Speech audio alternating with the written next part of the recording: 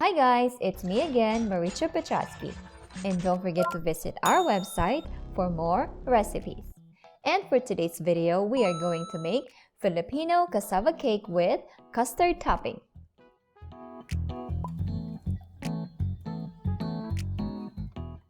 Let's start by getting the baking ware ready.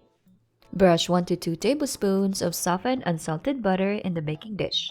This will prevent the cassava cake from sticking on the pan. I also use parchment paper as I wish to remove the cake from the pan. But you may leave them out if you intend to keep the cake in the dish.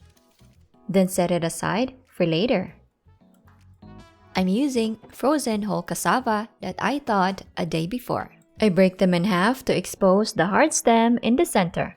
Then I remove and discard them. I will grate the cassava using a food processor with a shredding disc attachment.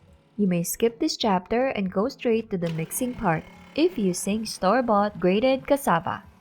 I'm roughly grating about 4 cups of cassava. Though I will only use 1 cup of it, I will save the rest for other use. I transfer the grated cassava to a mixing bowl. This time, I'm using the S-shaped blade attachment.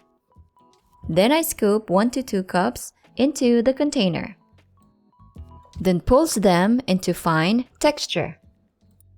And I will use the combination of both roughly and finely grated cassava for this recipe. Now, the mixing part. In a large mixing bowl, place 1½ cups of the grated raw cassava. Pour 1 can of coconut milk, 1 cup sweetened condensed milk, 1/4 cup of unsalted butter melted, 2 large eggs, and last but not least, ½ teaspoon of salt. Give it a good mix until they are well incorporated. The mixture must be smooth and no lumps. Then carefully pour the mixture into the parchment-lined baking dish and smooth out the top. I trim the excess parchment paper to avoid catching it on fire when being broiled. Bake this for 30 minutes at 375 degrees Fahrenheit. 25 minutes into baking, combine 1/3 cup of condensed milk with 3 egg yolks and 1/3 cup of whole milk. Whisk until well combined. Mix until smooth. 30 minutes later, remove the cassava cake from the oven. Sprinkle ½ cup of grated Parmesan cheese. Then evenly pour the custard mixture and sprinkle a tablespoon of dark brown sugar. Put this back in the oven and bake for another 15 minutes. After 15 minutes, remove the baking dish from the oven. Set the oven to broil. I'm browning them in the top oven, which has the broil feature. Then broil the cassava for 3 to 5 minutes or until all sides have browned perfectly to your liking.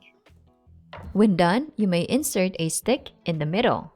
When it comes out clean, the cassava cake is done. Now we will allow this to cool down completely.